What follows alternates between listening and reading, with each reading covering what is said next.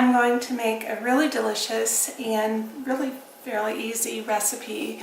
They're apple pumpkin muffins. My grandkids love these. They're simple, they have really good, wholesome, nutritious ingredients. And so let's get started. We're going to start with our flours. I've already mixed a lot of the dry ingredients together. This is 1.5 cups of all-purpose flour. I use organic and whole grain. And another 1/3 of a cup of oatmeal.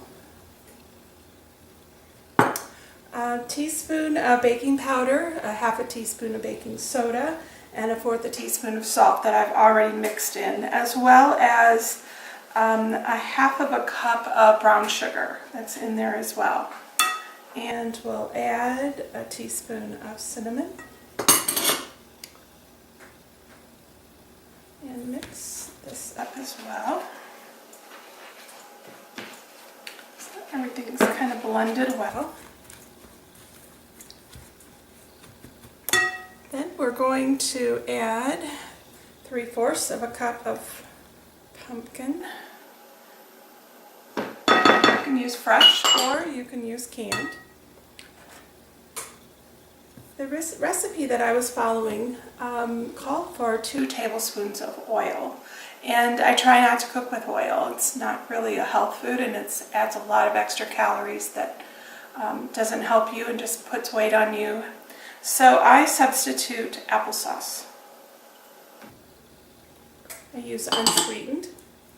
A teaspoon of vanilla.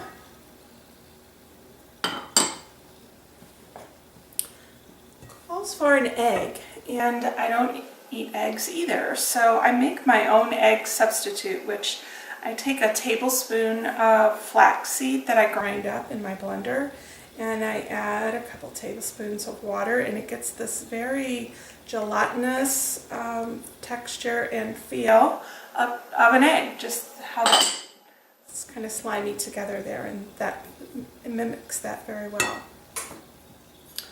Calls for the recipe called for 2 Granny Smith apples, and I've made this in the past, and although I love Granny Smith apples and I think apples are important to this, I found that it was too heavy and too wet with apples, like the muffin didn't want to hold together.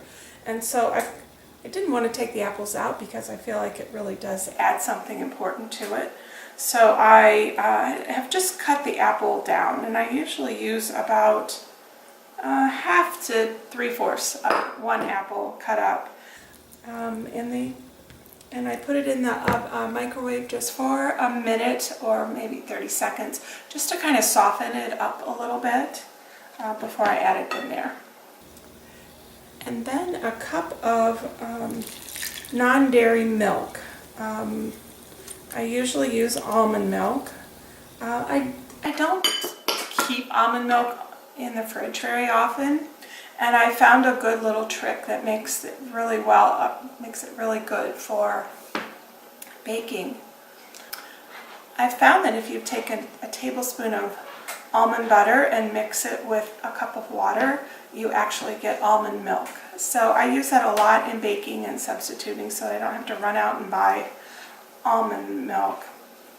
And so there we have it. We have all the ingredients. We're just going to mix them up. It's already smelling like wonderful pumpkin bread.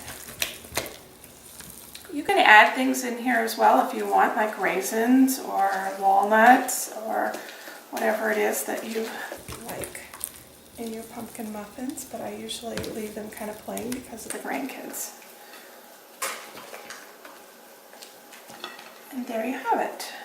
It's wonderful. It's easy, simple, fast, and something that I think your whole family is going to enjoy. These really freeze well too. That's the other benefit of them, that you can make a big batch of these, stick them in the freezer, and just pop one out when you're want a little snack or you have some guests that show up unexpectedly. So there it is. I put mine in these these silicone baking pans. You do not need to grease them. You don't need to use the paper cups. You just fill these up and bake them, and they pop right out. They don't stick at all. They're easy to clean. I have found that these are well worth the money to invest in. So we'll just fill them up like this.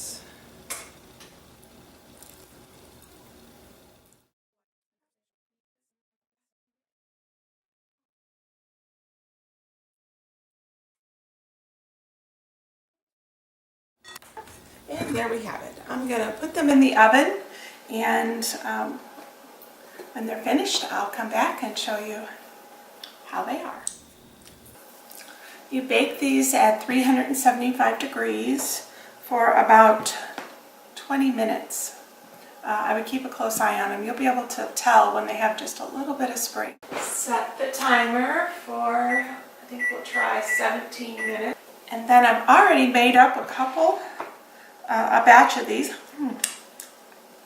You can do that because there's no eggs, no dairy, so you can eat all the batter you want to. And so here they are. They're ready to go. They're convenient to throw in lunches. The kids like to take them to school, after school snacks. Husbands like them as well, so give them a try. You can also, as I said, add walnuts or any kind of nuts. Just be careful with people that have allergies. So thank you for watching.